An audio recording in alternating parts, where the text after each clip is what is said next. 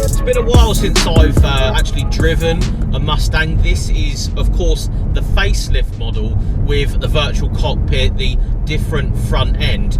Fundamentally, though, it's the same sort of car that we got in the previous generation with some more trickery. It is funny because I've been driving this for the past sort of half an hour, and I have noticed a difference just in the way the car acts compared to other Mustangs that I've driven in the past. I absolutely love the colour too. The orange launch sort of colour that is on this Mustang just shows the body lines so well. If you had said to me, would you like an orange Mustang, I'd have probably said no, but in the flesh, in person, you can just see the width and all of the bulged lines, especially in the bonnet. There is so much bulge going on that really shows through the orange paint.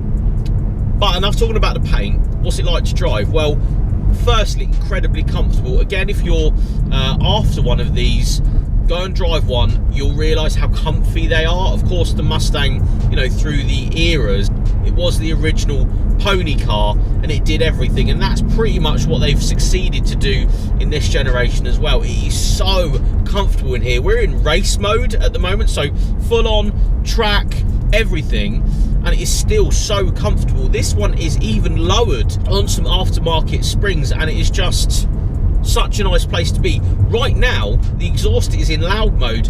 We're cruising through a rather wealthy neighbourhood at the moment, and I'm just poodling along. You can hear a bit of V8, but if you're just poodling, it doesn't really sound too crazy until you put your foot down and that V8 rumble starts coming in.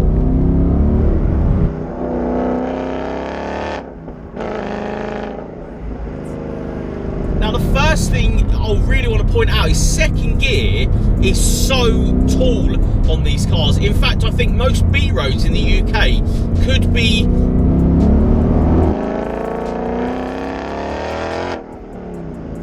driven in just in second to third gear really easy. The top of second is, you know, over 80 miles an hour, which is pretty insane. So you don't really have to do too much shifting in the UK on one of these Mustangs. The gear ratio seems so tall in second gear. That's actually sort of rewarding in a sense, because you can let second gear just really roll in and out of turns.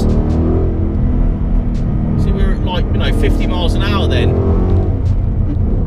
and we still have at least, you know, 3,000 or 4,000 RPM in second gear's rev range. That's actually weirdly rewarding in a sense, because you don't have to do too much gear changing to get the most out of this car. There is quite a lot of low down torque, so even at 3,000 RPM in second gear, coming around the corner, obviously everything is switched on.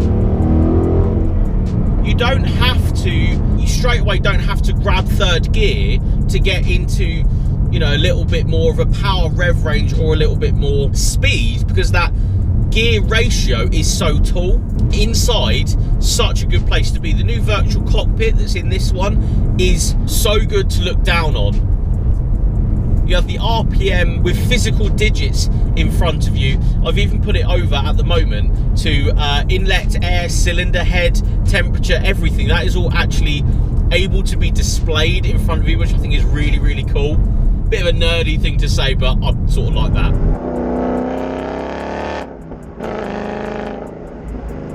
You guys may or may not know, I'm a big American car fan.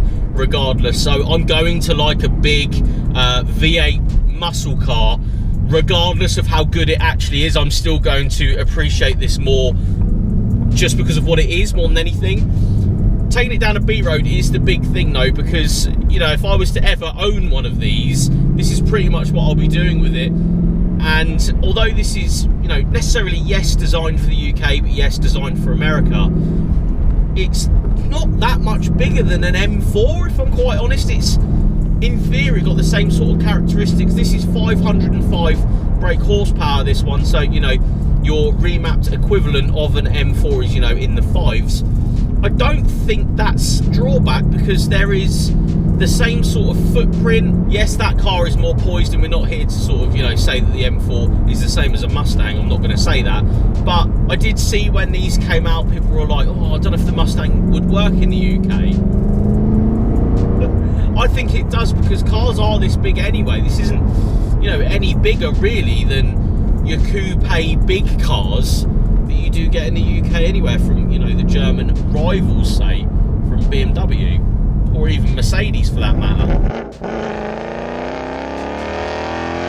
I think you'll be buying a Mustang because it's a Mustang and it does the Mustang things. It's a big snorting V8 rocket ship. You can even blip down. That's sick that you can blip down. That's made me really, really happy that you're able to blip down. The car isn't doing that, I'm doing that, and yeah, that's really rewarding, because not a lot of new cars actually let you blip down through the gear. That's really, really cool. That is. Shout out Ford for letting me be able to do that. A lot of the new cars won't let you blip. What is it, 7 degrees right now? A little bit dewy on the road. You know, with everything on, yes, you could turn everything off and it would be a tail happy, crazy thing.